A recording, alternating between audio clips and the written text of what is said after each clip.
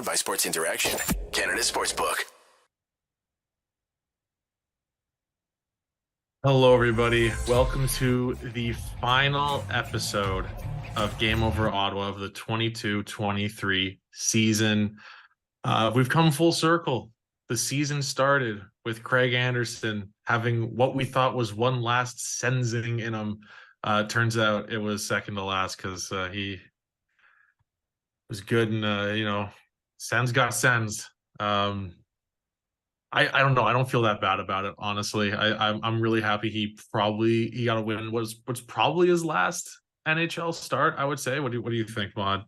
Yeah, I mean, with game 82, that doesn't really mean anything for the Sens. The fact that it was a close game going to overtime, I'll take that. I'm not going to be too upset about losing, and especially since it was likely Craig Anderson's final game.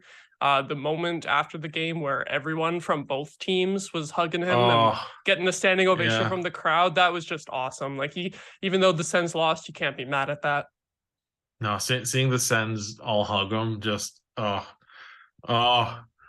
handle it. I can't handle it. But yeah, as I like I mentioned earlier, it's the final show of the season. So I just want to say a quick cheers to everyone who's been watching along with us this season. We've got a couple drinks here to commemorate the end of the season and enjoy ourselves. We've got Lauren from Game Over Toronto producing the show tonight, and she's rocking some water. So the party's going all around. So huge shout out to Lauren for helping us out tonight. Oh yeah, huge help. So I first I wanted to talk about Craig Anderson and just his time with Ottawa. And I don't know if there's really that much to talk about. It's just, is he the best goalie the Sens have ever had? Yes. It's definitely pretty quick. And, I don't know if there's much more to say than his last. I think the Sens season has just had a lot of storybook type of moments like that, where Craig Anderson probably plays his last game of his career against the team, the franchise, where he is the all-time winningest goalie with the Sens. And then you look at Derek Brassard, who played his 1,000th game against the team who traded him to Ottawa, and then he got to celebrate that 1,000th game at home against Columbus, who drafted him. So there's just been these weird moments for the Sens season where players get to enjoy a milestone, whether it's for or against the Sens. And I don't know if that's just I mean it clearly is just luck, I think, but it's just a nice way to look at the Sens season. There's no playoffs, but a lot of really nice moments, and we'll get into that later on as well, specifically some favorite moments of ours. So what are your thoughts overall about this game? We got to talk about this game at least a little bit before we get into the juicy fun stuff of the future. But yeah, what are your overall thoughts with this game, and how, on a scale of 1 to 10, how sad are you about the season being done? Well, in terms of being sad about the season being done, it's definitely bittersweet here tonight doing our final show of the season. But I mean, it's been an awesome ride, and I think overall the Sens season was super entertaining, even though there were moments where it seemed like it was going to be the end of them and the end of entertaining games at certain points. But they managed to keep things interesting for the whole year. So in the end, I'm happy about that. I'm happy that the games were actually interesting all the way up until, what was it, the 78th game when we got eliminated. So considering how things have been in the last 6 years, I can't complain too much. And I mean, in terms of this game here tonight, I thought it was a really entertaining game from a neutral standpoint, with both teams playing with a lot of pace, a lot of speed. And that first period I thought was a little bit boring. It was fast, but there wasn't too much happening, not a lot of great scoring chances. But then it just popped off in the second period and suddenly became a little bit of a crazy game. And I mean, we got Tim Stützle to 90 points, so I'm very happy about that.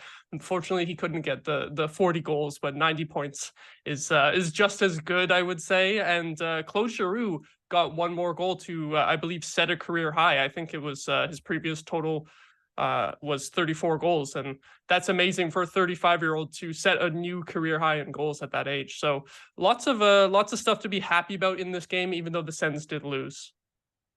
Another thing that kind of went under the radar that barely anyone was talking about was this was game 1100 for Giroux. That's right.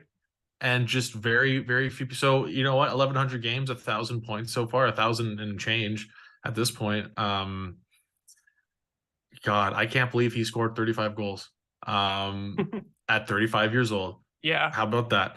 I will say about this game though is that the Sabres, for those who didn't catch the game, the Sabres were wearing their alternates, and the nostalgia of these jerseys playing against each other was fantastic.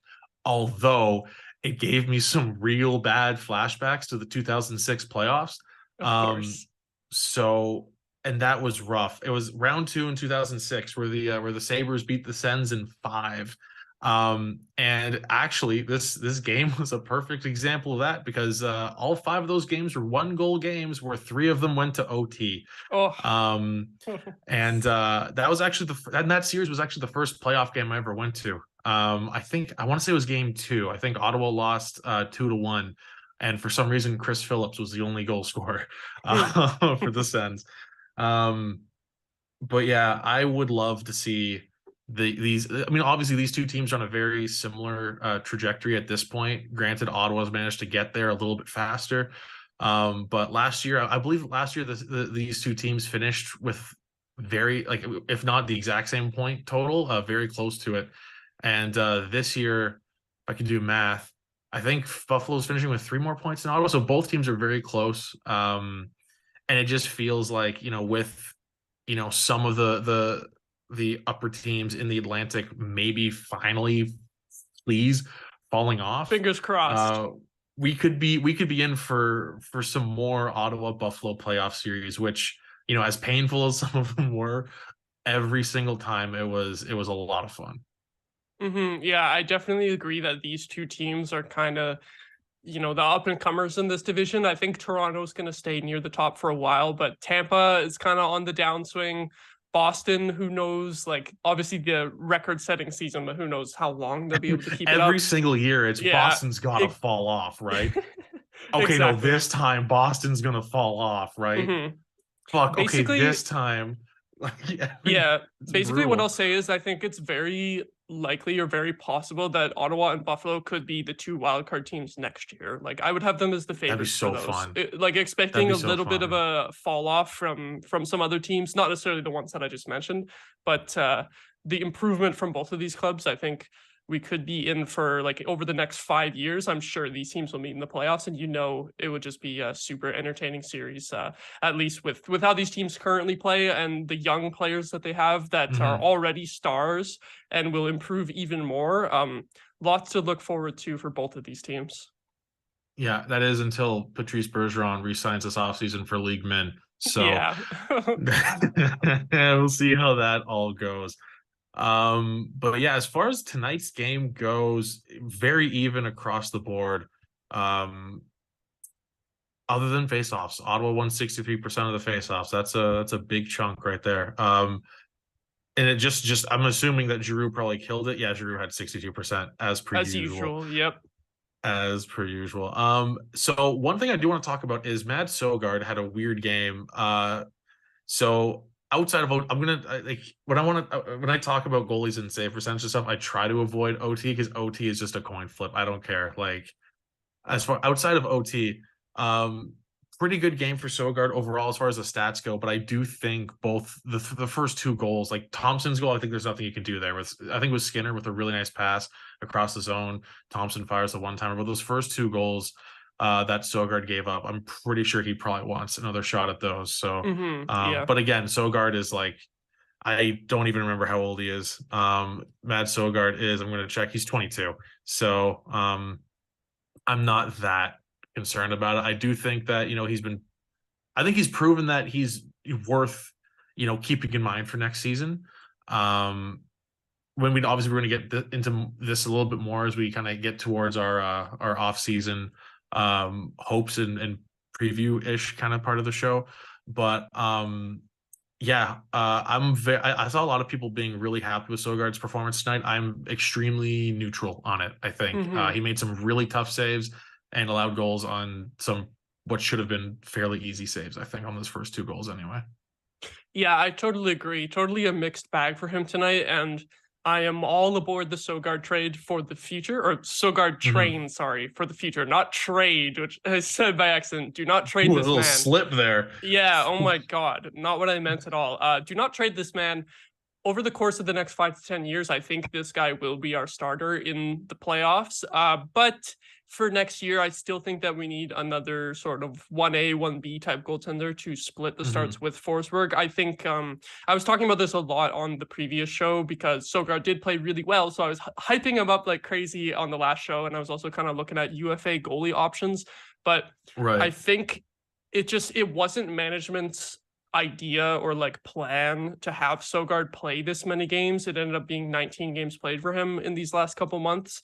They even though he's the goalie of the future, they really weren't expecting him to be playing nearly that many games, I'm sure. So, and you can see him having great performances followed up by kind of subpar performances, but you can see the potential there. So I would say I would agree with you tonight that it was a mixed bag for him. But we love Matt Sogard, and I think within 2 years he's definitely on this team for good. From Hamza in the chat, Sogard for Swayman, LOL. Oh, You gotta I ask the wish. question. If that You was the gotta ask the offer, question. if that was the That's offer, a then that's a strong yeah. offer. That's a Mhm. strong offer. Yeah, Boston. His first name is Mads. That's pretty cool. I think you should do it. Um, and Lauren in the chat here, bring back the Battle of Ontario. I want the Sens to be good again. The league is better when they're good. Honestly, like 2017 is the only year since 2004 that both Ontario teams made the playoffs. Mhm. And that should be a crime.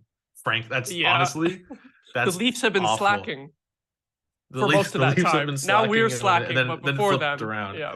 It flipped around pretty quick. So, It but did. yeah, like, oh, honestly, it is so much better. And when I say shit like that, I'm afraid I'm like gassing up uh Bettman's opinion on the standing because Bettman's always like it's better with rivalries. Look at these divisions and like yes, but also like who cares about anyway? I'm fuck anyway. I'm going completely off topic, but yes, Lauren, you are completely correct. And when the Suns and Leafs inevitably play each other in the playoffs at some point in the next few seasons, uh, we are all going to be bedridden with anxiety, Oh my God, and that it's is gonna be horrible. the those 2 weeks because like we all know it's going to go 7, right? It's Mhm. going to go 7, and it's going to be absolutely brutal. It's going to be so much fun. I miss the playoffs so much, but it's going to be so brutal to watch.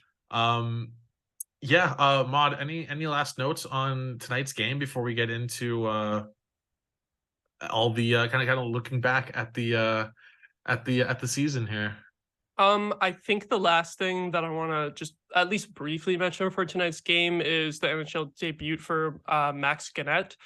Pretty good Right. stuff from him tonight, I think. He had those two really good scoring chances. Like he ripped one off the post. That would have been absolutely amazing if he scored that. And sucked that Buffalo ended up scoring right after. Just kind of unfortunate on Uh, that play. And then there was also a chance. I forget who passed it to him, but he was streaking in down the right wing, kind of into the slot, and the pass just missed him. And if it was on his tape, it would have been a wide open tap in. So I like seeing a young defenseman being able to jump up in the rush like that and make himself noticeable in his first game. He only played 8 minutes 47 seconds tonight, which is actually a lot less than I thought it was going to be. So I guess DJ wasn't feeling it too much, but I'm glad that he got to get an NHL game under his belt regardless. Like this is a guy who I've never actually seen play before, but he's always been kind of under the radar. Like I remember kind of stat watching him when he was in the queue because as a 7th round pick, when he started putting up points, it was like, oh, who's this guy? Maybe we should pay yeah. attention to him. And then he put up a decent amount of points in Belleville this season too, and was arguably better than Bernard Docker and Thompson down there. So awesome that he got to play tonight, and we might be seeing more of this guy in the future, I think. Yeah, 38 points in 69 games and Yeah, only 21. He had, like you said, 7th round pick, and I think 2019. So Mhm. yeah, it really very interesting to see how he progresses, and potentially taking over the number one spot in Belleville for the start of next season. So I have no idea what his average ice time is looking like in the AHL this season, but it'd be fun to see what he can do with, if he's in the high teens, 20-ish minutes a night. Um, so yeah, with that, I think we're going to transition over here. So we both picked top 3 moments of the season, and granted, this is just off the top of our heads in a very short amount of time. We probably should, I should have put more thought into it. I didn't, but that's okay, because I'm sure people in the chat are going to be reminding us of much cooler moments, but we'll see Oh, how for it sure. goes. So how do you want to do this? Do you want to go like just 3 each, or back and forth? How do you Um, want to go about it? I think we should go back and forth. But just All right. before we get into starting that, we got to thank our sponsor, Sports Interaction. So I will go through that just quickly here. Get in on the action and make your bet with Sports Interaction. Every hit, every shot, every goal from all your favorite teams and players. With competitive odds, the best live in play, or the best in live in play, and more ways than ever to get into the game. Like Minute Madness, our exclusive game with so many opportunities to win by the minute. Download the app in Ontario or use the QR code that you see at the bottom of the screen here, or head to sportsinteraction.com/SDPN to get started. 19 plus, please play responsibly. All right. So I think, yeah, so Lauren's saying we should go 3, 2, 1. So I agree with that. Okay, So okay. I'll do my number 3 first. So my number 3 is kind of wishy-washy. My number 3 is just that hope we all felt to specify a date on March 4th. The Sens had just beat Columbus. The team was on a 5-win streak, 2-0 since acquiring Chychrun, and then they lost 6 of their next 7. But we all felt that hope because so the wild card standings on March 5th, the Sens were 3 points behind Pittsburgh and 4 points behind the Islanders, and they had 3 games in hand on the Islanders. So it was feeling very doable at the time. Mm-hmm. And unfortunately, looking at the standings here, they were ahead of Florida at the time as well. So Oh God, of course they were. that's upsetting. So I just want to say one of my top 3 moments was just, 5 straight wins. Things are looking good. Games in hand. The team felt unstoppable, and then they lost to Chicago, Vancouver, and Calgary all in one trip. They lost to Chicago. For I want to say it was the second time that month. Brutal. It was a couple weeks before that Chicago was in Ottawa and we blew that 3-1 lead against them. So 2 losses to Chicago in the span of like 2 or 3 weeks. That'll kill your hopes right there. But the moment immediately before that Chicago game, Yeah, right before. that's where hype was at an Exactly all-time high. there. In that 24-hour window, just beat Columbus, which, probably shouldn't read into that too much, but beat Columbus on a 5-game win streak. And then, so my number 3 moment of the season is just that 24-hour window where everyone thought, oh, it's possible. It can happen. Mm-hmm. And then everything came crumbling down. I almost had a similar thing on my list too, which was specifically going to that game, the March 4th game against Columbus, which was Pride Night, and so that was awesome on its own. And then it was also Jacob Chychrun's home debut, and I know you're going to talk about Chychrun a little bit later, but seeing him score in that game was probably, I won't spoil it yet, but I will say it was the second best moment I had at CTC all season in the few games that I went to. So, and as well, I did the game over for the previous game, which was Chychrun's debut in New York against the Rangers, which we also won that. And that was a totally awesome game as well. And I remember that we got a lot of views that night. Chat was popping off and Twitter was pure optimism that night. So after acquiring Jacob Chychrun, it was just awesome. So I totally agree that was one of the top moments of the season. Absolutely. And from Hamza in chat, my 3rd favorite moment was the Hellberg game. Yeah, that was fun. That's a good one. That rotating door of Sens goalies this season. And most of them 7. Doing way better than expected. Yeah. Most. So yeah, actually, yeah, and anyone watching along, feel free to toss in your top 3 moments in the chat. We'd love to find out how you guys feel about your favorite moments of the Sens season. So with that, I guess I'll go to number 2. My number 2 is yeah, like you said, just kind of hinting towards Jacob Chikrin. So Chikrin was traded to Ottawa less than 24 hours after Terry McGurran and I talked about the potential trade at length on Game Over. And I don't want to say that it happened because of us, but it might have. Dorian was And watching we that were night, talking I'm about sure. like, what's the return? And we were like, what's the return going to be? Do you give up Ridley Gregg? You know, oh, if they want Shane Pinto in there, do you do that? And we're like, well, 2 firsts and Greg feels like a lot. That's 3 firsts. And then it was a first in 2 seconds. Mm-hmm. So that feels pretty good. But yeah, not even just the Chikrin trade to Ottawa, because like that, granted, that is, we're all this is kind of all the same general area, because that trade was March 1st, I believe, and my number 3 was March 4th/5th.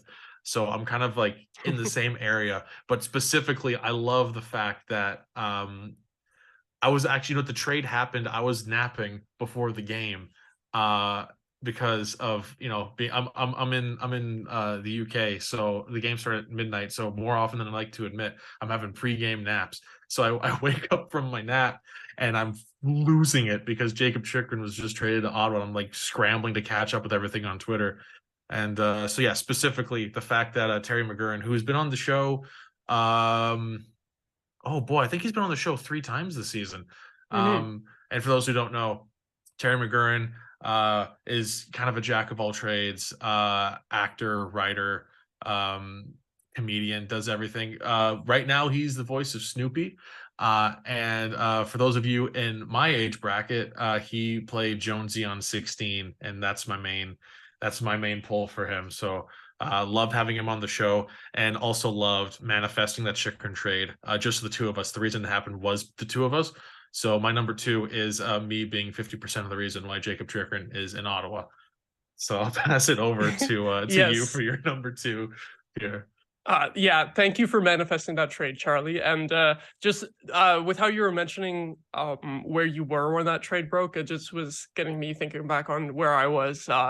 I remember I was heading out to my girlfriend's place, and I like wasn't on Twitter for the past like hour or whatever, so I wasn't seeing any rumors or anything. And I literally sat down in my car in the driver's seat, and then the Game Over group chat with all the hosts from all the cities starts popping off like right before I put the keys in the engine, and I'm like, okay, what is going on? I like, just happened to look, and I see whoever it was, someone said Chikrin to Ottawa, and then I was just absolutely losing my mind sitting there in my car, and I'm about to drive somewhere where my girlfriend is expecting me, and I'm like freaking out, and like I'm like, oh my god, I need to tweet, I need to see everyone's reactions and everything, I need to see what the trade return is or whatever, and then I think I drove there for like 10 or 15 minutes without actually seeing what the trade return was, and then I got there, and then I was just kind of on my phone for a while, and it's like, sorry babe, I gotta check. I gotta see what's going on, shit is happening, and like she had no idea what was going on,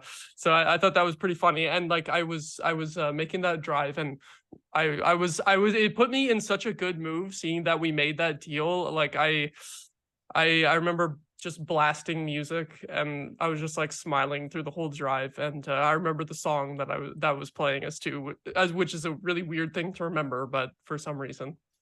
Okay, question for you. Yeah. Does your girlfriend follow sports at all, or is she like my girlfriend, where I get really excited about something sports related and she goes, "Uh-huh, I'm happy for you. What the fuck are you talking about? But I'm glad you're happy." No, she hasn't followed, like she had been to some Sens games when she was a kid, but other than that, not following recently. So, and then like with me covering the team this season, she hears some stuff, and occasionally I'd be at her place and it's Right. like, oh, there's a game on that I don't have to do the show for, let's throw it on. And then every time we would throw on the game at her place, the Sens would just absolutely suck, and it would end up being a game that we turn off after the second period, unfortunately. But yeah, maybe I'll turn her into a Sens fan eventually. I'm doing my best right now. To my girlfriend, Jacob Chikrin is the guy with the grandpa. So I'm working Yeah, on it. there you go. I'm There you I'm go. working on it. All right, so then we've got your number one, and then we'll get into my list. Did you do? Oh yeah, yeah. All right. So my number one is um the one game that I went to this season. Obviously, I flew away from Ottawa in mid-December, so I didn't have too many opportunities to go to a game. But I went to the Sens Caps game, which was the second home game of the season. And the reason that game is so special is not just because the Sens won, but I went with two of my best friends, Matt and Sam. Sam has been on the show 5 times. For those who have tuned into the show quite often, he's the Australian guy who's been on quite a few times. And then my buddy Matt, who has been on the show 3 times, I believe, including the show he was on with Sam. So the three of us got to go. And the reason that game was so special is Sam, being Australian, doesn't really get to go to NHL games. And he his favorite team is the Caps. And so it was really, really, really nice to be able to experience him being able to see his team for the very first time. It was his second ever NHL game, but the first time he got to see the Caps play in person. So it was really, really nice. And I was really happy the Sens won at the time. Now with, obviously playoffs not being within 2 points, I do kind of wish that he got to see the Caps win. But, I'm just glad that he was able to experience that in person. So my number one moment of the season for myself is just being able to go to that game with my buddies and Sam being able to see his favorite team in person and the Sens winning. So that's my number one right there. And unfortunately, it was game 2 of the season. So my season, not game 2 of the season, but it's game 2 Second at home home. game. So Yeah. so fourth game of the season. So my season peaked early, but it was a really, really great night. It was kind of true for the Sens in general, where all the hype was at the beginning of the season, and we were 4-2 in the first 6 games, and you're like, all right, that's a very good start, and then it was all downhill from there. So it's not surprising that some of our best memories would be right at the beginning of the year there, where we were just having fun before having to get like way into like the criticisms of the team and the flaws and stuff like that. So yeah, awesome stuff. And it'll be a little bit similar to my number one, even though we're not quite at there yet. I got to run through the whole list. I'll go with my number 3. Should be a pretty quick one because I spent all of last game talking about it, but I feel like it would be unjust if we did not include Giroux hitting 1,000 points in his career on either of these lists. Yeah, like I said, I talked about it a bunch last game, so it's a little bit funny, but that's just such a legendary moment in a player's career. Oh, yeah. I think it's 87. That might not be the exact number, but I'm remembering like 87 points in NHL, or 87 players in NHL history have gotten like 1,000 points or something. So that's a really exclusive club, considering the history of the NHL goes back like 100 years. So just amazing stuff for Claude Giroux, and I guess you could also say not only him breaking the 1,000-point barrier, but also just him signing as a Senator and seeing him debut for the Sens as well could be included in this moment as well. Like that's a couple different Giroux moments all combined into one that just make this season super memorable. And I do want to just quickly chime in and mention how one thing that we've always criticized about this team is how much they love they love that hometown discount. They'll do anything they can to bring in guys who might want a hometown discount. Your Pageaus, your Borvietskis, your whoever's. This season had 2 homecomings, and neither one of them felt like, neither one of them at all were bargain shopping between Giroux and Chychrun. So yeah, for sure. Love that. That the homecomings are the top end Ottawa players. Not that I got anything against Pageau and Borvietsky, like run through a wall for those guys, but like, yeah, really, really fun homecomings. And yeah, Giroux with 1,000 points. I don't know. I don't know how he feels about. He must. I don't know. Playing for so long for another team, and then having that milestone with your hometown team. I guess.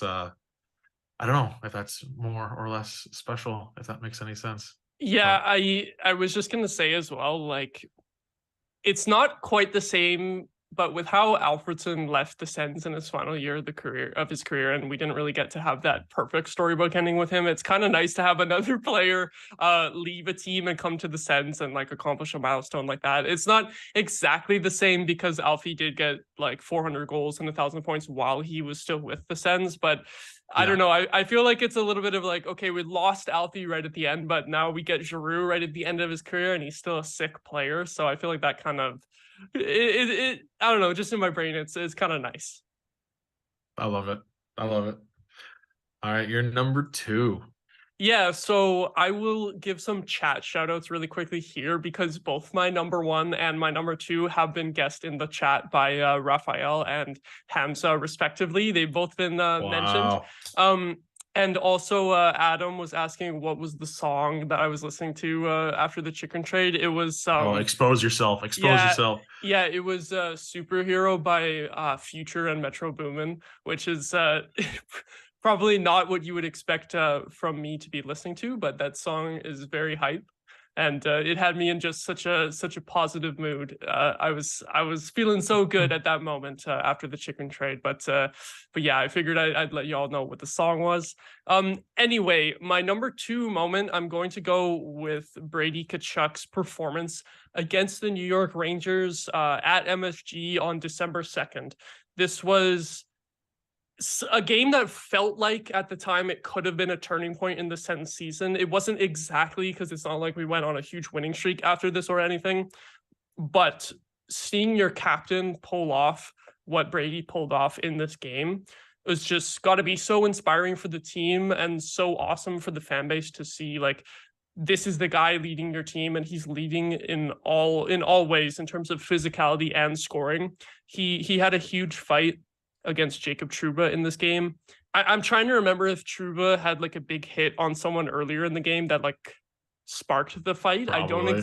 I don't exactly remember, but we know how Jacob Trouba is, so that's probably what it was. But it looked like the Sens were going to lose this one 2-1 late in the game, but 50 seconds left. Brady gets the tying goal on a tip in off of a Shabbat shot, and then with 20 seconds left in overtime, he ends up getting the winner on a beautiful breakaway move, and that was also assisted by Shabbat as well. So shout out to Shabbat for being good in this game too. But Brady was the story in this game, and the Sens were just coming off of like a 7-game losing skid, not directly after this game, but it had happened recently before.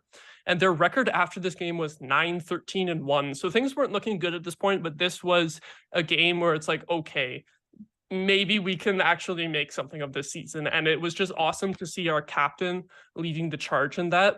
His final stat line for the night, like I pulled up the box score here because I wanted to just spit out the stats. Brady played 19 minutes and 10 seconds, 2 goals, 1 assist, 5 penalty minutes for that fight. He had 8 shots on goal and 4 hits as well. That's just a player who does it all. And I love that this guy is our captain. I had to include That's a Brady Tkachuk game right there. Yes, I had to include Brady in my top 3 moments somehow because he was just absolutely awesome this season. Also, side note, between like games like that and the 2017 plays, like how sick are Rangers fans of the Sens coming back late in games? Like they gotta be sick of it by now. Mm-hmm. Yeah, the Sens are 2-0 against the Rangers in the playoffs, right? I don't think they ever played before 2012, did they? In the playoffs? Or 1-1. Oh, I'm so stupid. I don't know why I was talking like we won in 2012. What am I saying? Yeah, 1-1. Yeah. But 1-1, but because it was 1st seed versus 8th seed in that season, that's why it feels like a win in my head, right? Yeah. Like we made it way closer than they would have expected. Yeah, the Sens took the number 1 seed to 7 games is how I look at it. Instead of the Sens were up 3-2 and lost. So we're gonna go with that. We're gonna do that instead. But like you said, the point being that Rangers fans probably do not take kindly to the Sens with how we gave them fits in that 2012 series and we eliminated them in 2017. So many OT games between the Sens and Rangers, whether it's playoffs or regular season. It's insane. Yep, Kyle Turris, the Sens killer. Or the Rangers killer. What the hell am I saying? I'm getting confused here. Yeah. Anyway, all right. My number one. Yes, my number 1 moment is going to be the home opener. I attended this game. Absolutely amazing atmosphere for the first time in like 5+ years in Ottawa, because I had been to many games where the attendance was like less than 14,000. I think I even went to like Oh yeah. I think I went to one game against the Coyotes. It was when Duclair was still on the Coyotes and he scored a hat trick against us. I think that game was less than 10,000 fans in attendance. I might be slightly wrong there, Yeah, but no, it was I so empty. wouldn't I couldn't surprise me. believe. Yeah, so the Like the home attendance was like opener, 13,000 because they gave away 3,000 tickets that yeah, weren't used. exactly. So the Yeah. home opener, just in contrast to all the previous games of being kind of an empty building, was just so amazing and just awesome for the city to show up and for the city to just be behind this team once again, and awesome for the team to actually give them reason to root for them again, as it's been a rough half of a decade here. And so this one was really special to me, getting to go to that game. And it was a little bit tense going in, to be honest, because for all the hype that the Sens had going into the season, they were 0-2 heading into that game. They lost to Buffalo and they lost to Yeah. the Leafs in the first two games. So it was kind of like, for me, it was kind of like, this is a bit of a make or break in terms of, if you go 0-3 to start the season, that's a pretty bad hole, and that could end up just being something that ends up spiraling, and you don't recover from Yeah. that. And hey, to put it into perspective as well, it's even funnier that this game was against the Bruins, who end up setting the NHL regular season record for wins, and somehow we scored 7 goals on them in this game. So that's super memorable as well, that it ended up being against the best regular season NHL team of all time, and we kind of ran the show that night against them, even though it was a bit of a back and forth game. We ended up putting up 7 goals, and specifically the moment in that game that I love, that I cherish, is when Zub scored, I believe it was the 7th goal in the third period there, to give the Sens some breathing room. I have to say, I teared up a little bit in the stands. My eyes were watering a little bit because it was just such an awesome moment. This fan favorite in Zub gets the huge goal in this crazy game, and he was hearing all the Zub chants rain down from the crowd, and just for the first time in 5 or 6 years, just feeling like the Sens were back. You know, it was just, I got a little bit emotional, and that was a moment that was just super special to me personally, and I'm sure the home opener was special to all Sens fans in general. How long between the home opener this season and the previous Sens game you had attended? Just out of curiosity. Oh, Because mine is way too long. Funny enough, I was at the final home game of the previous season. Oh, okay. So Well, it's okay. as short, Never mind. it's as short of a time as it could possibly be. However, the home game at the end of the previous season was against the Panthers, who were resting all of their stars because they won the division that season, because right? they won the division, and despite that, the Sens still lost 4-0. They didn't even score in that game. So if you compare that game to the home opener the next season, it's like, okay, big improvement, you know? Oh, I hadn't been to a game, obviously partly due to COVID, but leading up to COVID, I was full on like the Melnick out, all that stuff. Like I was fully like on board with that, and I was just refusing to go to me games. too. So I didn't go to a game between I went to the Caps game with Sam and Matt. So my buddy Matt and I went to a preseason game in 2017. I believe it was 2017. It was against, I want to say, the Kings. I don't know why they played the Kings in the preseason, but I think they did. I think it was a Kings game. Weird. Yeah. In 2017, what year? It was preseason, but whoever was in net for the Sens lost the puck behind the net, and the Kings scored a goal. Anyway, so yeah, from 2017 preseason, I hadn't been to a game, and I guess before that was the 17 playoff run. I went to Game 5 against the Rangers, where Turris scored the OT winner. I was there. Oh, you were at that game too? Yes. Nice. So we were in the same building. Best game I'd ever been to. I was in 300s, but like on the end of the rink where the Sens were shooting on the net in the second and OT. So I had a perfect overhead view of Turris's OT winner. Were you like right behind the net, or were you kind of on the side? Yeah, like behind the net. Right behind. Okay, because I was like more to the side. I was at that end, but like more to the side of the net. So we were close. Nice. I still have my Clark MacArthur playoff towel. Oh yes, we have a bunch of playoff towels lying around our house from like 2012, 2013, 2017. Well, I think I have a MacArthur one lying around too. I wish we got playoff towels in 06. I'd love to. Oh, those would be great. I don't think they those had would be those. Great. But yeah, All right. Well, top three moments, and it sounds like a lot of agreement in the chat. A lot of similar picks over there. So now we're going to move on to wrapping up the season. We have some awards to hand out. And those awards are MVP, biggest surprise, biggest disappointment, and most underrated. Now, there's a very good chance we go 4 for 4 on having the exact We same. might. We might. There's one that I was going back and forth on, but Okay. I think for I might throw MVP. a curveball at you. So we'll Oh, see. We'll okay. see. But I like it. you I go like it. first for MVP. All right, for MVP, I'm just going Tim Stützle. Yeah, there we go. I had him as well. That's just, yeah, I have to go with that. Just an unbelievable season. 21 years old, 90 points, 1 goal away from 40. Yeah, it's incredible what, someone can do in his third NHL season when the best player he's playing with isn't Connor Brown. So, Yep. you know, it, not no shade to Connor Brown. He was, better than expected with the Sens, I think. But like when you give Tim Stützle anyone to work with, dude's unreal. Like who was his best line mate last season? It was either Connor Brown or Matthew Joseph. Like, Yeah, I remember the start of last season. It was Nick Paul, Stützle, and Connor Brown. So yeah. and actually Paul was So at center and Stützle was on the wing, so even worse.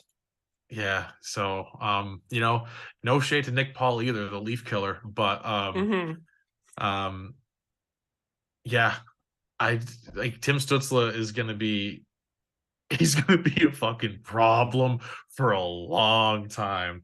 Yeah. So set your clocks for this isn't how you set clocks because clocks don't have hockey stats, but set your clocks for 40 goals and 100 points next season.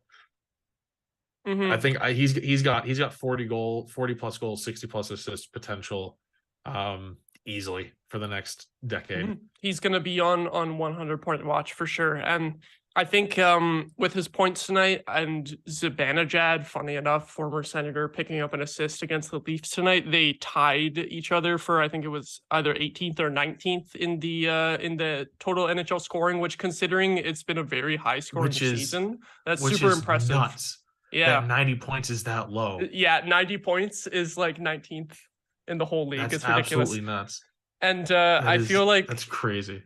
I feel like I want to mention as well that it's funny to me that Matthews and Nylander are the two players directly behind Stützle in terms of point production too. So we love that as well, that he finished ahead of both of them. Lauren likes that. That's one for Lauren in the Zoom call.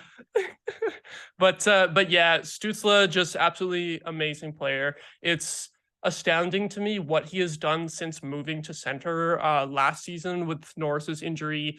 That was spanned about 20 games last season, and they were like, okay, I guess we have to play Stützle at center. And it was sort of like, I don't think they were even ever really planning to shift him to center at any point. They just did it out of necessity, and then bam, 1 year later he's a 90-point center. Like, that's just amazing from the kid. Like, he lots of pressure on him to be this team's number one center, especially with Norris not being able to play 95% of the season. So even though he was looking pretty good to finish last season as a center, he had to do it for the entirety of this season as a number one center with not much behind him at all. And the Senators, as a result, were kind of a one-line team at points, but that is mostly thanks to Stützle driving all the play. And of course, shout outs to Giroux and Tkachuk, who would be my runners up for the MVP award. Yeah, but it had to be Stützle as the main guy for MVP. That line is totally the best line for the Sens since the pizza line, right? Yeah, without a doubt. Like, because if you go back, the Sens' best lines, even in the playoff years, have not been stellar. Like, if you think back to like that early 2010s era, it was what Spezza, McCulloch, and I think Colin Greening was there at one point. Yeah. And then you got like even like in the mid 2010s, like top. I mean, I guess like in that 17 run was like a 1A 1B type of thing, but like you put together whatever combination you want out of like Turris, Hoffman, Stone, MacArthur, Ryan, and I don't know who else was on the wing. Who was on the MacArthur Ryan line? who's centering that? Oh, Brassard. Yeah, So, yeah. so like, you mix and match those and like solid enough, but yeah, like that is Kachuk, Giroux, and Stützle is genuinely an elite line, and they are so much fun to watch. And if we do have anyone listening from other fan bases, like, are we overly excited about having elite talent on the team? Maybe we just aren't used to it. We're It's not been used to it a at all. very long time. Even with that 2017 run, it's been a long time since the Sens have had arguably two, elite scoring forwards. And so it's just, and I think, we're really sad the season's done. Let us have fun, please. Yeah, Also shout I out wish to I could Hamza in the watch. chat. Oh, sorry, go ahead. I was just gonna say I wish I could watch Stützle for at least 7 more games, but so sad about Right? the season ending for that, just because being able to finally watch elite players. But yeah, to Hamza in the chat. Yeah, so Hamza in the chat as we wrap up on Stützle being the unanimous MVP on Game Over Ottawa. His defensive game has also improved significantly. I can't believe how solid he looks on the PK. It's insane. It's totally shocking. When you score 90 points, you're not supposed to be able to be effective on the PK. That's just not. It's crazy. So just all around, what a phenomenal player he Yeah, is, and he's going to be better. He's only going to improve. It's he's only stupid. he's only 22, right? It's insane. His like how many 90-point players are the coach's first choice on the penalty kill? Like that's super rare. Yeah, And that's it might be nuts. a little bit of a stretch to say Struz is the first choice because they do send out Giroux to win the face-off and then go off. But in terms of like the most penalty Yeah. kill ice time, I'd love to see the final stats in the end of if Stützle led, because honestly he might have. It felt like he was out there every penalty kill as long as he wasn't the one in the box. All right, and with that, we're going to move on to our biggest surprise award. Now, this is when I was going back and forth, but I'll reveal mine first. I had to give it to Claude Giroux. Okay. So when you put all when you have all the I guess all the context of the signing, is it exciting that Claude Giroux is coming to Ottawa? Yes. At the time of the signing, he was 34. How many points did he have tonight? Just so I have the stats completely. It was just the one goal, no assists. Okay, so Claude Giroux is a 34-year-old. Spent his teenage years in Ottawa. Played very close to home for years in the queue. And for all the reasons were there to be excited about him. It's the end of the season. He's 35. He put up a career high in goals, and I want to say either his second or third highest point scoring season. Because he hit like 100 points a few years ago, which was nuts. But yeah, 35 goals, 79 points in 82 games. Unreal. Like who's expecting a 35-year-old to put up his best goal scoring season with a new team? Nobody. Also, his contract looks like a bargain now for the next 2 years as well. Even say he loses 10 points each of the next 2 seasons.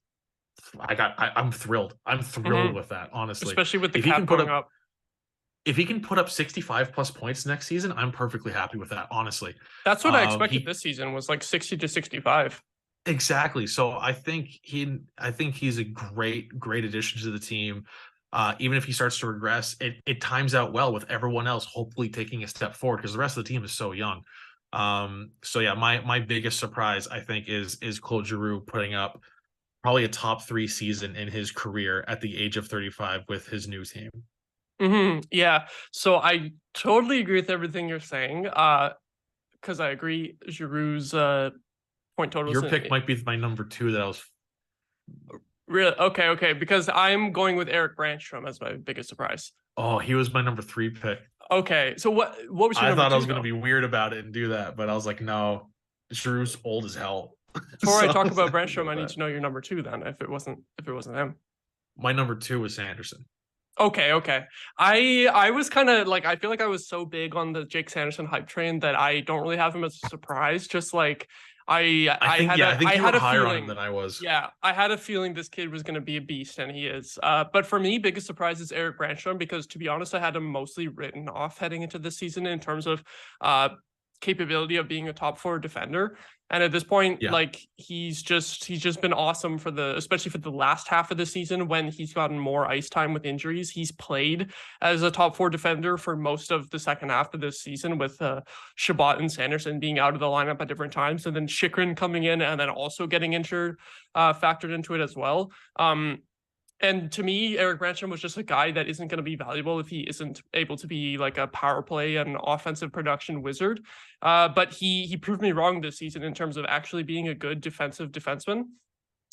He, like, for a small guy, you just kind of expect him to get steamrolled by physical forwards and, you know, losing puck battles and stuff, because you wouldn't expect a strong guy to have a small guy to have a bunch of strength. But he managed to very much surprise me in that manner this season, being just solid defensively, and he actually does really well in terms of puck battles along the boards and stuff. And he very rarely gets hit. It's kind of like a Johnny Gaudreau, where they're so small, but they just know how to avoid getting hit with their shiftiness and their speed. So, and he's been pretty much the Sens' best defenseman in terms of breaking the puck out of the zone, him and Sanderson, I would say. So I wasn't expecting that much from Eric Branstrom heading into the season, but he's proved himself to be super valuable for the Sens going forward. I think they need to re-sign him for a multi-year deal at pretty cheap, which should be doable, because he wasn't really getting any points on the season until he got that raised ice time and got some ice time with the top 6 forwards.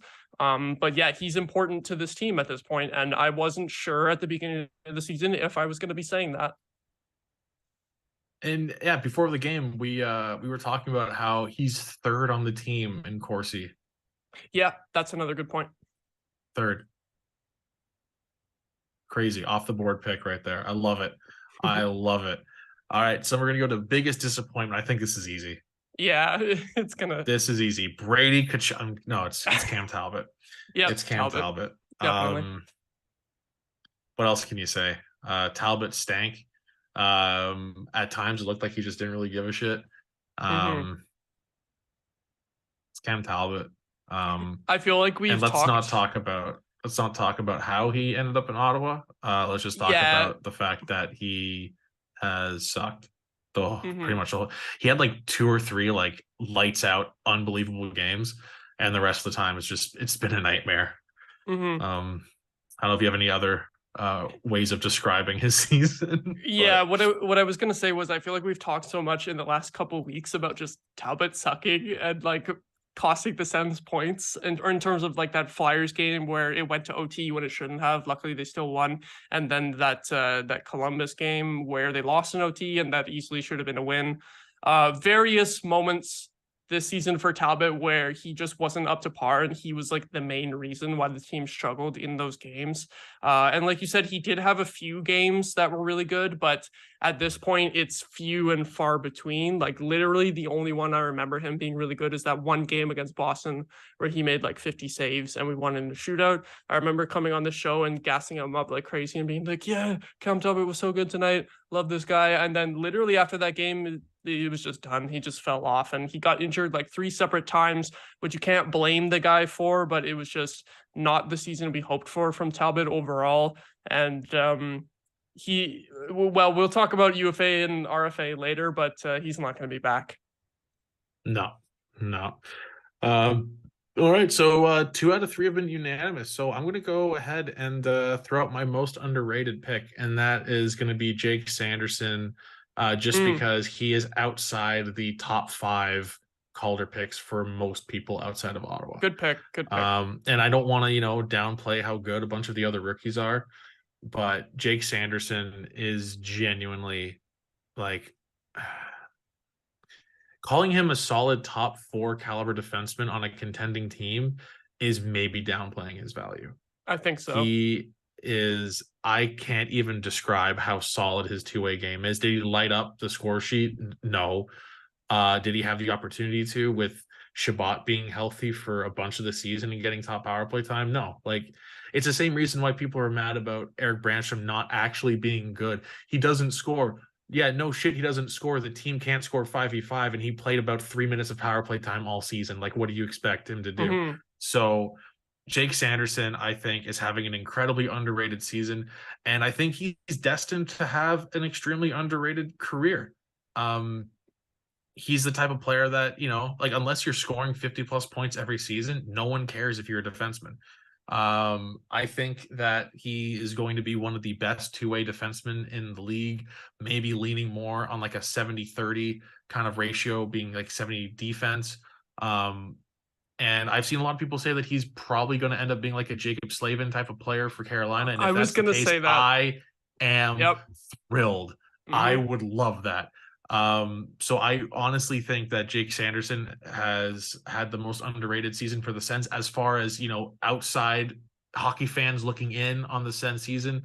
Like, if you were to, like, who's going to say Jake Sanderson is not I don't know, like, because looking at who's on the team, you got Shabbat and Chikrin ahead of him, right? So, like, is anyone going to say that Jake Sanderson, outside of Ottawa Senators fandom, I guess, is anyone going to say Jake Sanderson had a better season than Shabbat?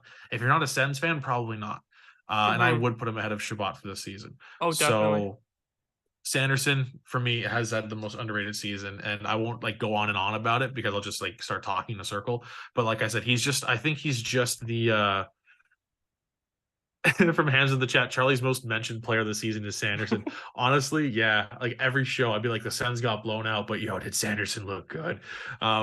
So that's my pick. He is the perfect build for an underrated player.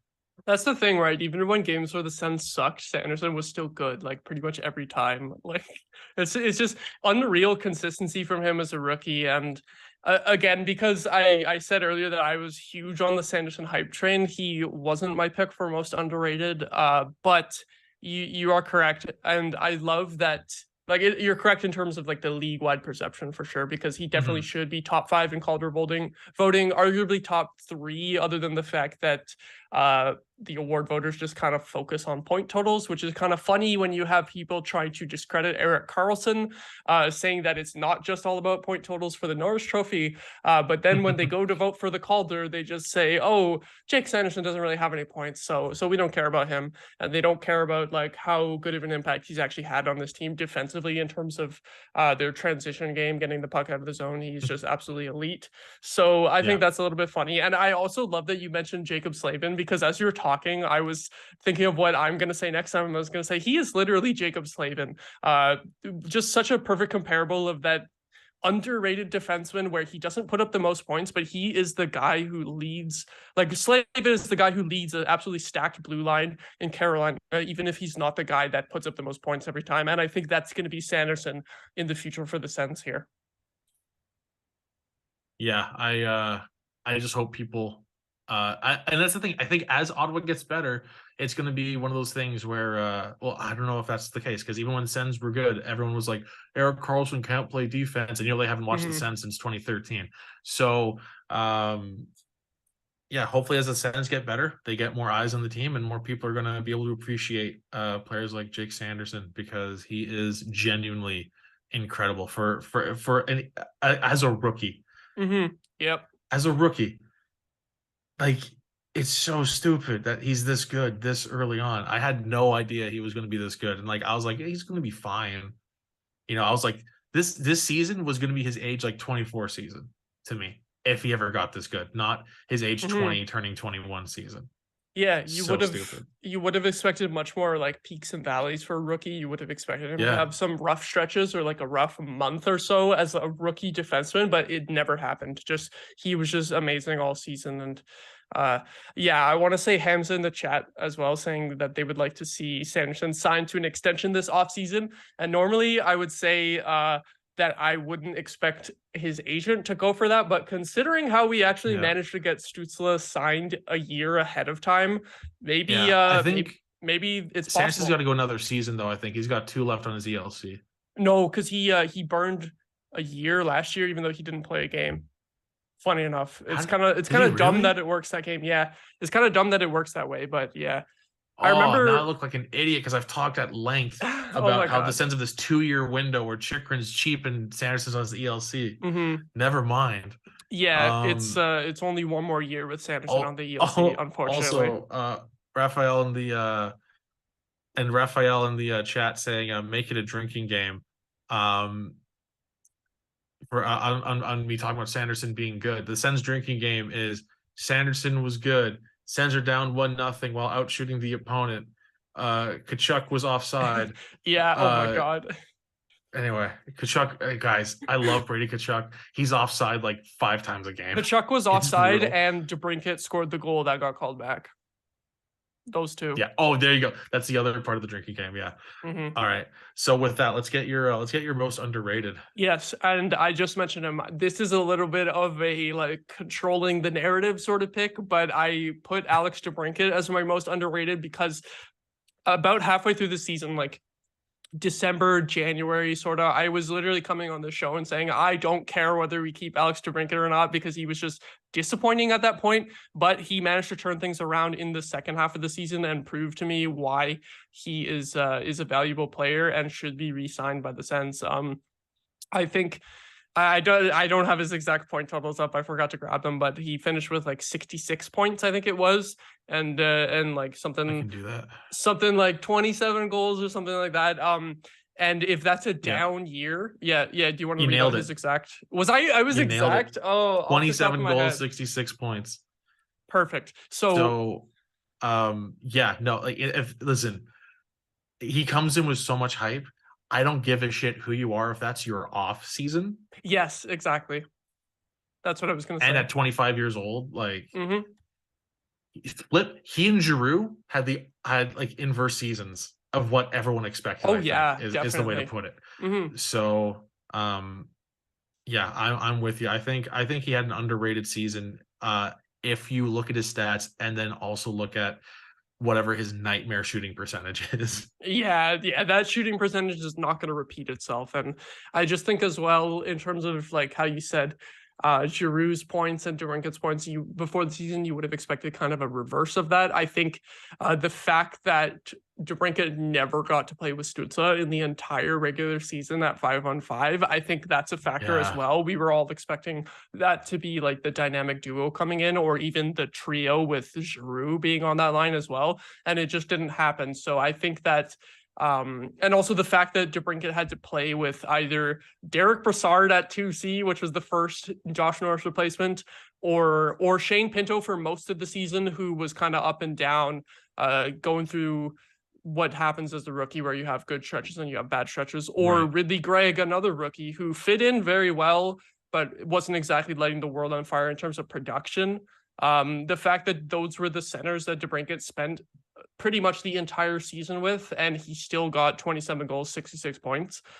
Put him with either Stützle or Norris next season, he's going to be back to like 35 to 40 goals, I'm sure. Yeah, I think if Giroux, because I don't think you can start next season and split up the Kachuk, Stützle, Giroux line. I think you have to give that another shot next season. But if Giroux starts to fall off, try Kachuk, Stützle, DeBrincat. I would love to see that. I was kind of hoping to see it in the last few games here after we got eliminated, but I'm kind of glad that we didn't, just because Giroux managed to keep things going and break that 1,000-point barrier with his most common line mates. Like if they had decided to break things up, maybe he wouldn't have gotten that. So absolutely. All right, and with that, we're going to do a quick look at the offseason ahead and who needs to be re-signed. So I think what we're going to do here, because there are quite a few names, I think we're going to do it as quickly as we can. Maybe not just a yes or no for everyone, a yes or no for most of them, I would say. But there's a few that we want to talk about a little bit more. So there's a bunch of RFAs. First of all, most importantly, we were just talking about him. Yeah, that works well. So his offer sheet is going to be $9 million if they offer sheet him and he takes it for the one season. I think we're both in complete agreement. Sign him, and sign him long term. Now, I've talked about this at length on the show, and I would love to hear what you think about this. The thing with DeBrincat is I am terrified of him taking that 1-year qualifying offer, lighting it up, and then walking. So I don't know if I'm still fully on to like sign him long term or move him this offseason, but I don't know what to do. I'm scared, and I want him to be signed long term. Because imagine you signed DeBrincat at 8 by like 8.5 is an overpay for this season, but I don't think it's an overpay for him as a player. So if you can sign him at 8 by 8.5, then you have him and Tim Stützle both making 8 and change for 8 years starting next season. That sounds awesome. Hell yeah. So if his agent says 8 by 9 and he'll sign it tomorrow, or not obviously not tomorrow. I think he has to actually no, he doesn't have to wait because expiring deal. If his agent says he'll sign 8 by 9 tomorrow, do you say yes? I think that 9 million flat is a little bit much. So if I was the GM, I would try to negotiate down slightly, at least to like between 8.5 to 9 million, like anywhere in there. But if he would sign 9 by 8, like I wouldn't complain too much if that ended up being the contract offer, because like we were just saying, 66 points, 27 goals in a down year. I mean, we all know it's a down year with that shooting percentage. Yeah. Is that shooting percentage is going to go back up, and he will probably be worth close to 9 million, even though I think it's possible that we could, whoever is in charge, whether it's Pierre Dorian or not, we could negotiate slightly less for him. An interesting point from Hamza in the chat, they were saying Stützle and Tkachuk are kind of the internal cap for the team in terms of they are the highest paid players. I think that could be a good negotiating point where it's like, okay, these guys are clearly better than you, at least from the last season. So maybe you can convince DeBrincat to go a little bit cheaper. I think that could be possible. But I think anywhere between, like, first of all, I don't think anything below 8 million would be possible. I don't think they would go for that. But anywhere between 8 and 9 million, I'm cool with at this point. I think 9 million would be a little bit too much, and you could negotiate less, but I wouldn't be mad at it just because this is a guy that you need to keep. This is a guy that if you trade him away or he ends up walking after 1 year, you're just going to be searching for another player of this caliber for years. Yeah, if they can sign it at 8 by 7.5, I'm going to get Hot Pierre Summer tattooed across my chest. Yeah. So it's a resounding yes on DeBrincat, and just hopefully being able to sign him long term. Because if he takes that qualifying offer and then just puts up 50 goals next year, like, great for the Sens, but that's also terrifying for the future. So see how that goes. Next up is, what do you do with Shane Pinto? Do you try and lock him up long term, or he's probably going for a bridge? I think bridge is the most likely. Yeah, so I think we can agree on that bridge deal. What do you think? What do you think? Do they buy out all of his? I don't know. It depends. Do you think he wants to buy? He probably wants to have them buy out just all of his RFA years and just bring him straight to UFA. But I don't know if that's going to happen. Either straight to UFA or like the 1 year before UFA, like DeBrincat has. Yeah, so probably like I wish I could see. I don't have cap friendly open because I'm an idiot. I have it. What do you need? Okay, sweet. Just like how many years until he's a UFA?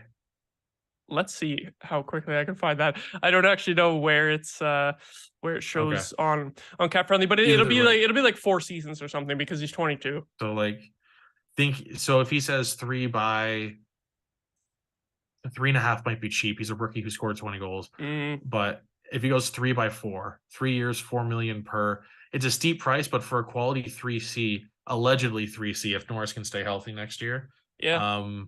I don't hate it. It's just that he's also a rookie, and you never know, like sophomore slump. So I would be thrilled with like a 3 by 3.5 on Pinto for bridge. That 3 by 3.5, I think would be great. I think what I would expect is something kind of like 2 years and a little bit cheaper, like 2 years, 3 mil or something.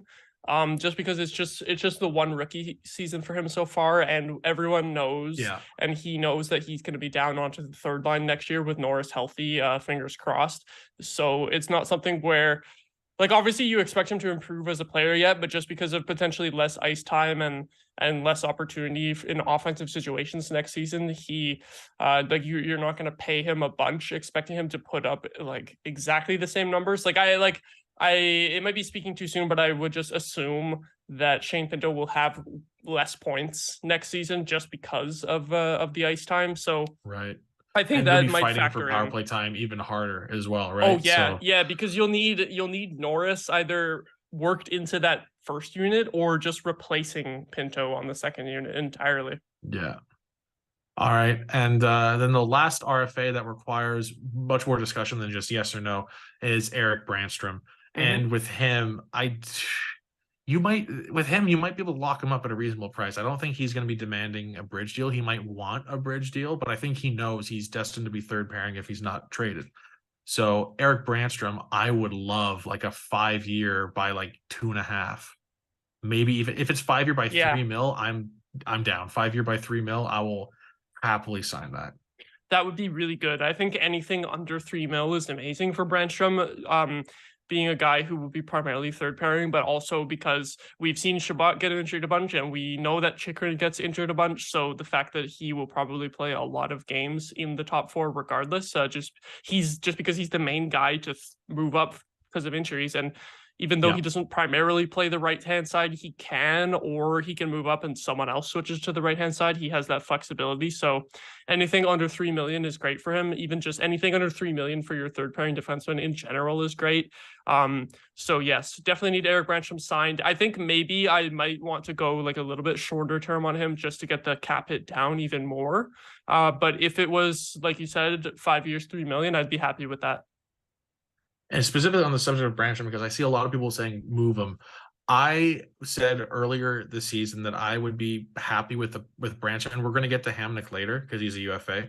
But if you re-sign Hamnick cheap, I can get behind a Brandstrom Hamnick third pair. And I said eventually Clevin gets called up because I was like, I don't want Clevin to be the seventh guy. I want him to start in Belleville, get called up, and eventually take Hamnick's spot. Hamnick becomes the seventh guy, and then you have Brandstrom, Clevin for the third pair. Small sample size, but Clevin has been so good. Fuck it, give him the full-time NHL job with Brandstrom.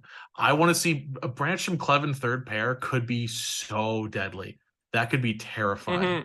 And so, not to give away, my future, opinion on what to do with Hamnick, but Brandstrom Clevin, God, because Clevin, as big as Clevin is, dude can move. He can handle the puck. Brandstrom and Clevin together, they're both so solid in transition. Like they can carry the puck. And Brandstrom's whole thing is he'll get the puck out of the zone. He will bring it down himself. He gets the offensive zone, then he doesn't know what to do with it. That's fine. You're playing with Clevin, and Clevin knows what to do with the puck in the offensive zone. So I am fully on board signing Brandstrom long-term if you can get a good deal. And I think he and Clevin would make for such a good third pairing, and I think they complement each other very well. Yep, I totally agree with what you're saying about both of them there. And I think in the future, if someone, like, for example, if we don't have the cap room to bring back Chikrin, or if we have to move Zub or something at some point, just in terms of cap implications, either of those guys are guys that could potentially move up into the top four. But before then, they would be an absolutely amazing third pairing if Clevin can keep this up.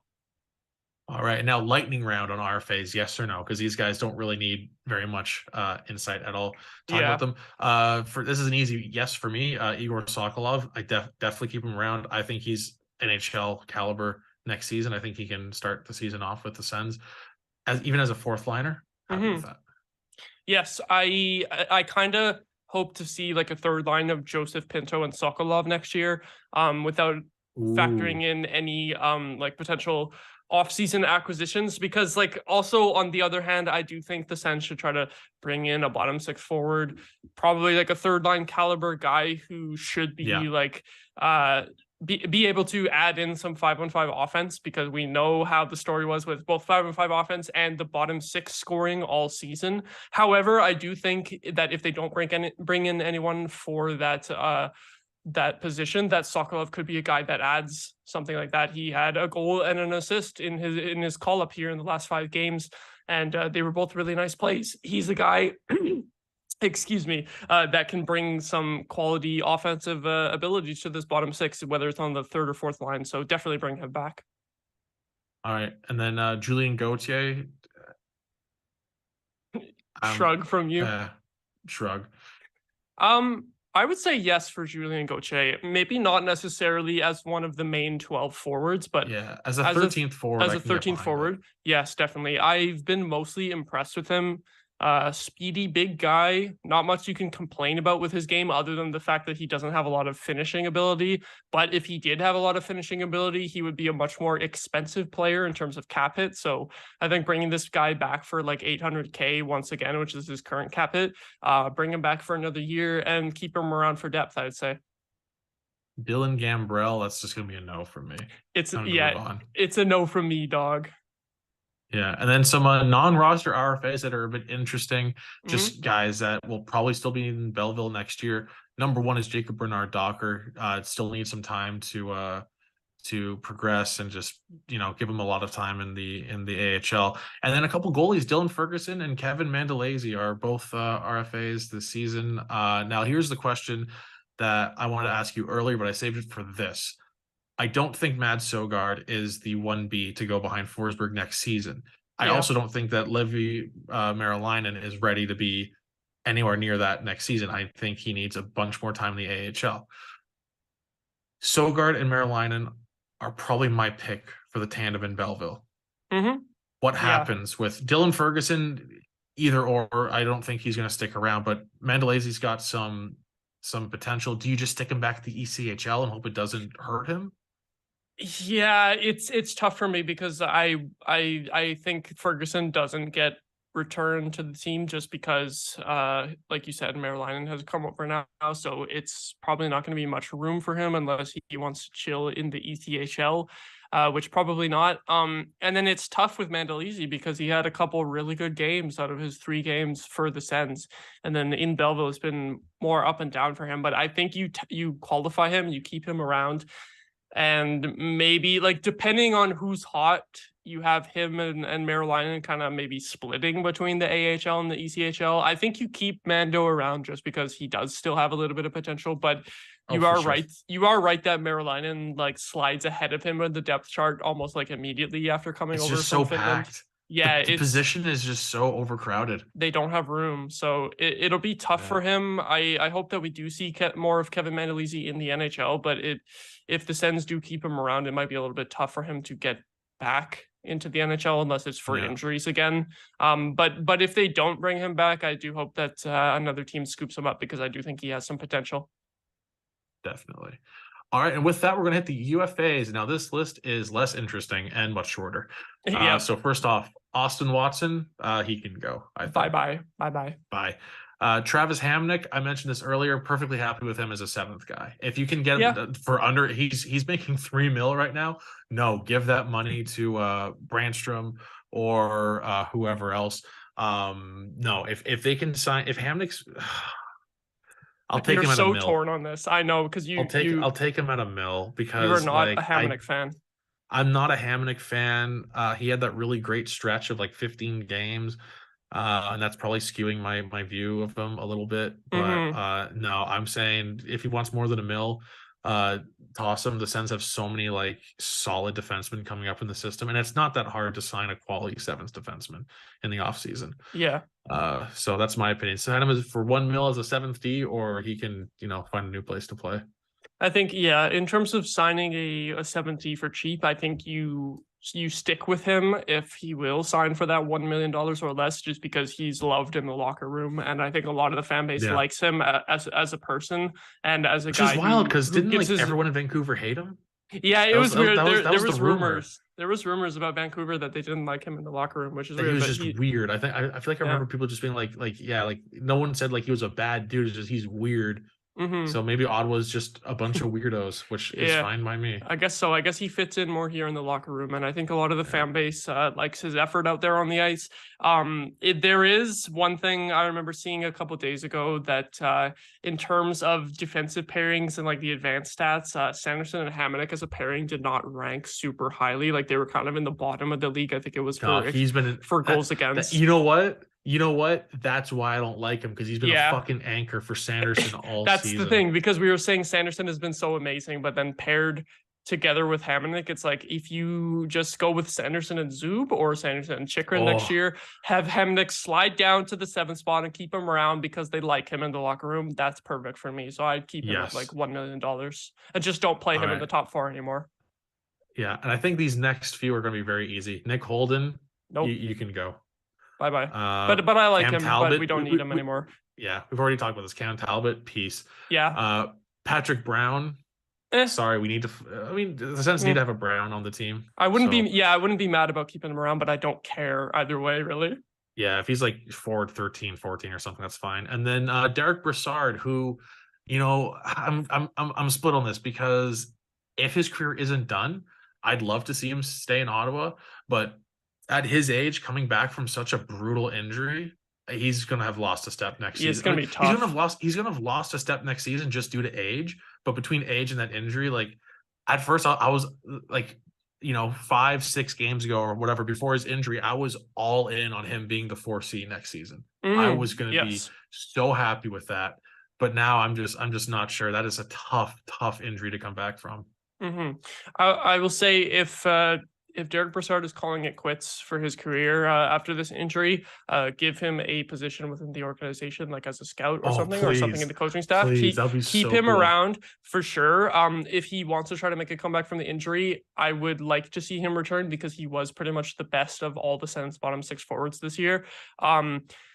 And like maybe you meet in the middle and kind of give him another PTO at camp. Like if it's sort of like he wants to make a return, but it's not really sure whether it's contract worthy yet, maybe give him another PTO. I would be super happy if we got to see Brassard on this team again next season because he earned his way back into the NHL this season in terms of kind of being on the fringe and making it back in with the PTO.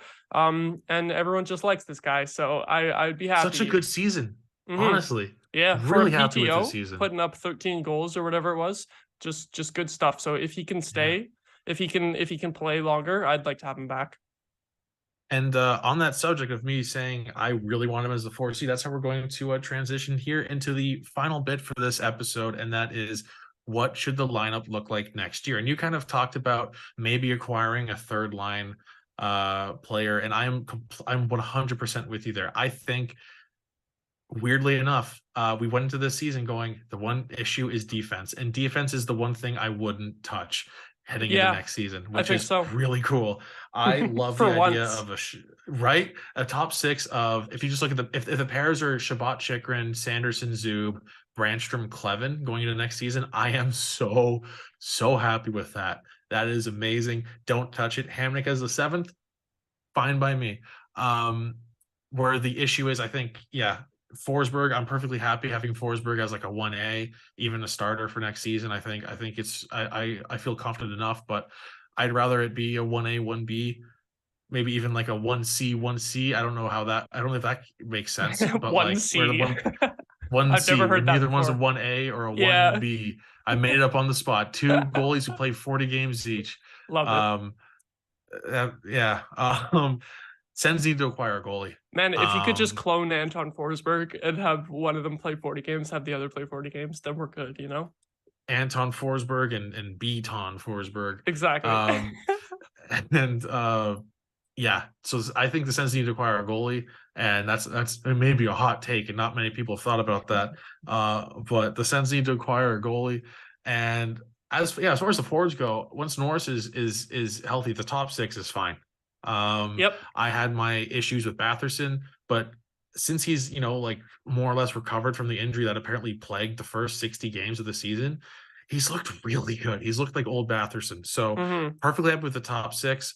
Then if you push Pinto down to the third line, I would love acquire a third liner who can keep up with Matthew Joseph maybe on the third line. Like if you can grab someone with the speed of like a Julien Gauthier, but with the puck skills that could score some goals, or you just honestly, I don't even gonna get that specific.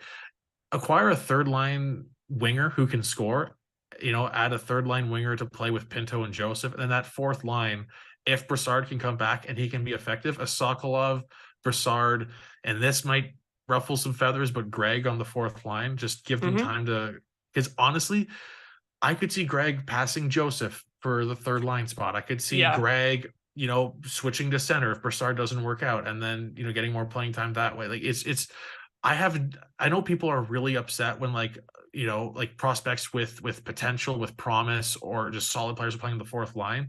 Now you need 4 capable lines to win in today's NHL. And a Sokolov, Brassard, Greg fourth line, if Brassard is up to it and wants to come back, God, that'd be so much fun.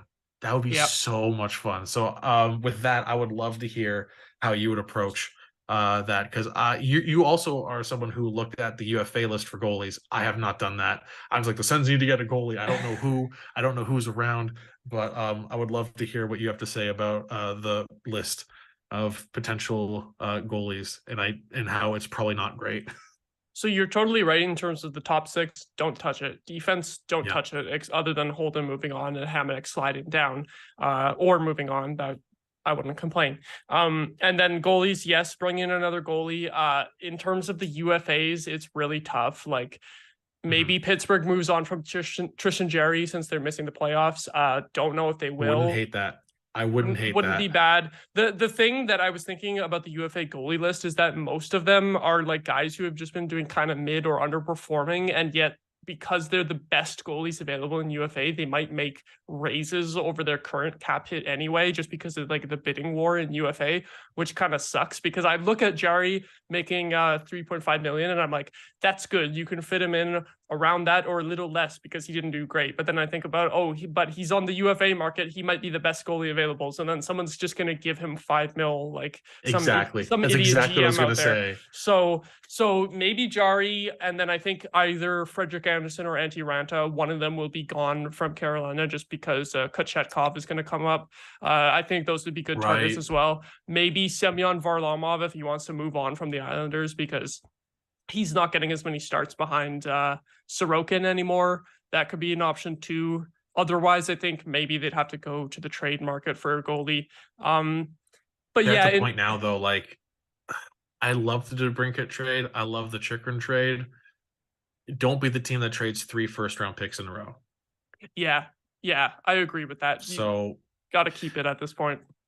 Yeah, don't want to be the Panthers who don't have a first-round pick until 2026. Something like that, yeah. And I think we won't have to trade a first, like unless it's a really good goalie out there that's signed for cheap, like a Swayman, or maybe somehow fitting Demko into our cap. Although I don't think Vancouver is going to be looking to trade him anymore. With their turnaround a little bit, like they're probably leaning on him quite a bit here. Yeah, I don't think the Sens first round pick for 2024 is going to be on the market, really, just because they don't really need to improve the areas of the lineup that would require a first round pick in terms of cost anymore. My camera died, so I'll just quickly switch to my webcam here. I was waiting for that to happen. Okay, I'm back on camera. Anyway, in terms of the bottom 6, that's the main thing we need to improve. Just the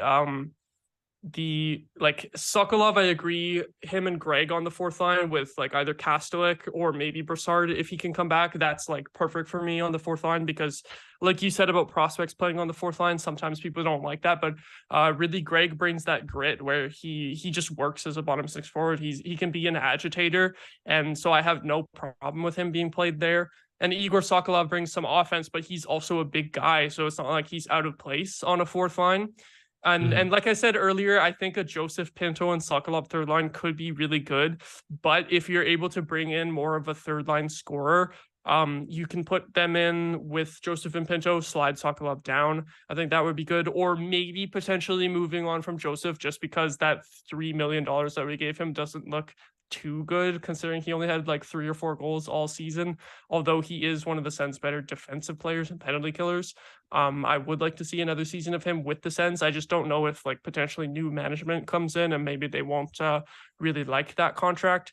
Maybe he could be someone who ends up getting replaced on the third line there, but I think we're pretty much on the same page of improve that bottom 6 scoring, and Greg and Sokolov can help with that from within, but just bring in one more guy, you know?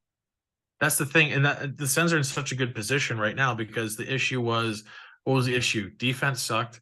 They've basically fixed that with acquiring Chychrun and Clefton coming up. Bottom 6 has sucked. The guys that they're calling up at the end of the season, they seem to be more or less fixing it. So really, at this point, like it's. I think a lot of people looking at the Sens from the outside are going to hear us, and it's going to sound like homers, because like this team missed the playoffs by more than like a tiny bit. Like they missed the playoffs by like a decent enough chunk, and we're saying get a goalie and a third liner. This is the playoff team, which does kind of sound silly. And like, and granted, yeah, like enough things have to go right, but I honestly believe that. I honestly really do believe that. Yeah, and the thing is, we haven't even talked about coaching this entire episode, and that might be a little also, bit. That's a whole. That's probably a little bit too much to even get into this late in the episode. But the fact is that new management might just bring in an entirely new coach. I think that's pretty likely, and everyone can agree that it was very up and down for DJ Smith this year. So I think if you have mostly the same roster with a couple improvements in those areas that we said, and have more experienced coaching and better 5-on-5 systems in general, because DJ Smith and his coaching staff did do a really good job in terms of the power play and penalty kill. They had set a goal at the beginning of the season, I believe it was to have, I think the number was 110% of combined penalty kill and power play. I remember that interview him and Dorian did with Elliot Friedman. And I think 110% for combined special teams was what they said. And I'd have to check the final stats to see if they did finish above that, but they were above that at a certain point. Maybe the power play and penalty kill dropped enough in these last couple months that it's not quite as much anymore, but they did achieve that goal that they set out to. It's just the 5-on-5 systems that were rough. So if new coaching staff can keep those special teams at about the same level, and improve the 5-on-5, like, this roster is pretty good. Yeah. With this team, I think it'd be tough for anyone to find a way to make the power play bad. So yeah, with that, I think we're going to I do want to hit this in the chat here. From Hams in the chat, I've asked Maude this before, but if the Sens win the lottery, do you keep the pick? Yes. I'm assuming that I'm assuming they mean, do you, because I think the conditions with the Arizona pick it being top 5 protected is that the Sens could still give it to them and just keep their pick next year, or if it's top 5, in this case, Ottawa uses the pick and then Arizona gets their pick next year, or is that a trade question? Either way, it was if Ottawa gets in. The context last game was in the context of a trade. Is if we moved up in the lottery, would you would you try to trade down or anything like that? Yeah, I would keep it too. Honestly, I would keep it in this draft because if the Sens win the lottery, then they get pick 2 or 3, I believe, is how it works, right? Because they can only move up a max of 10. So Ottawa is 1 slot outside of where you have to be to get the number 1 pick because they're 12th. So yeah, if Ottawa wins the lottery, that means they get pick 2 or 3, I believe. I think that's how it works because it's just the 2 picks that are lottery protected and they can't get number 1. So yes, if Ottawa wins the lottery, 100% use that pick.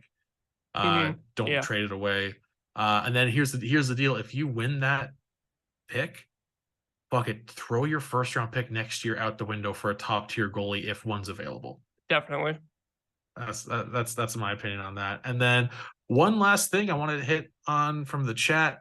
If I can scroll up to find it, who was it? Someone asked for our Stanley Cup prediction, and I think that'd be a little fun. That'd be fun to we should do end the show with. I wonder how many, because there's still games being played while we're doing the show. I wonder how many matchups are determined already and how many are not quite. It's wild how few have been. The East is set right now. Okay. Awesome. Thank you, Lauren. I can't find the person in the chat who asked it. Sorry. So if you're still watching, Adam. please. It was Adam. Oh, was it Adam? Okay, perfect. So yeah, Adam on the Stanley Cup prediction. So I'm gonna preface this with this. I did my brother's playoff pool at his work for him. And I won it for him. Where you just pick each matchup who's gonna win each round, and you give a cup pick at the start of it. And I won it for him. And so because of that, he did the $20 buy-in and I got half the winnings. So I think it was like $150 that I got for that. So and most of that went towards a ticket to go see John Mulaney. Anyway, well spent. So you have the knowledge, you have the reputation. I have the knowledge. You were good at it last year. Because I picked the Avs to win the cup, and I think I went 7 for 8 in the first round. I've been thinking about this a lot, naturally, because my brother needs to hand in his playoff pool sheet by the end of the day on Monday. So I've been thinking about this a lot because I'm doing it for him again, naturally. My Stanley Cup prediction, it's tougher this year. I picked Avs. I was like Avs, like that quick. I don't think it's Boston because it's never Boston's too obvious. The top team. Yeah. Okay, before we do who's winning, what's your Stanley Cup final prediction? Because I think we should pick one for East and West, one team. Yeah, for each. with Landeskog missing the playoffs now, Colorado's out for me. I'm going Edmonton. Oh, Edmonton, Carolina would be so fun. Lauren's showing trying to the Leafs sway jersey us. to us in the Zoom call. Lauren's trying to sway It's us. not I'm going gonna Edmonton, happen. Carolina. I'm going Edmonton, Carolina. Okay. And which would be a rematch A rematch 2004, yes. of 6, I think. Oh yeah, you're right. Yeah, I had 04 the year was wrong. Tampa, Calgary. Yes. Yeah. But So yeah, yeah, I I'm would gonna love say that. Edmonton, Carolina would be. Oh my! Could you imagine that though? All out offense against like a top tier defense. Be a good Oh, matchup that'd be on so paper. much fun. Two different That'd be team so styles. much fun. I I'm going Edmonton, Carolina. I lean towards Carolina as well. The only thing that I worry about is that Svechnikov is out for the year, so I don't know if they'll have enough scoring to get through. But then I'm looking at the rest of the East, and I feel like they're still the favorite. Them in Boston. But then, like we said already, I think Boston is like too much of the obvious pick. It's like they've been Yeah. too good that they have to eventually have like a losing streak that just kills them in a series, right? Because they probably haven't had a 3-game losing streak right? all year. Yeah. They reseed every round, so it's impossible to know the table. I'm a little bit torn in terms of the Eastern team. I honestly I would probably say Carolina as well. Not the Leafs, Lauren. However, they will beat Tampa, so at least you'll get to celebrate that. Yeah, I think the Leafs will probably have a good playoff run, but not quite all the way. I can't in good conscience say that the Leafs will go all the way. So I'll say Carolina, and then I think in the West, I like Dallas a lot. I'm a big Jason Robertson fan, and the fact that Jake Ottinger has followed up his amazing playoff performance last year with just a super solid season all throughout this regular season, I think Ottinger. I'm just quickly looking through the teams and running through the goalies in my head. While you're doing that, producer Lauren, do we know who Edmonton or Dallas are playing in the first round yet? If you could quickly look that up. Might not be decided yet, actually. However, I think that both Edmonton and Dallas are gonna like get through regardless of who they play. Maybe if Edmonton plays LA, they might lose, but I do favor Edmonton there. If Edmonton plays the Jets and gets goalied, I'm gonna be furious. But we'll see what happens. Yeah, as I was just thinking about the goalies, I think Ottinger is the best goalie other than Hellebuck in the Western playoffs matchups. I'm with you there. And obviously his team is significantly better. So like Dallas should get through the first round, and then from there, I think they're my favorite. Just like maybe Hellebuck goalies someone in the first round, but I think if that happens, the Jets' luck probably runs out a little bit after that. So I'm going to say Dallas and Carolina, but I like your Edmonton pick as well. And then Toronto and Boston kind of as the honorable mentions in the East, but I will not pick Toronto. I can't do it. All right, so who wins the cup? I'll go first between Edmonton and Carolina. That is so tough. That is so tough because it's the two most different teams you can possibly have. God, yeah, Svechnikov being out is rough. So here's the thing. The difference between Carolina and Edmonton is, unlike Edmonton, Carolina's chances don't completely, aren't completely decided by 2.5 guys. Yeah.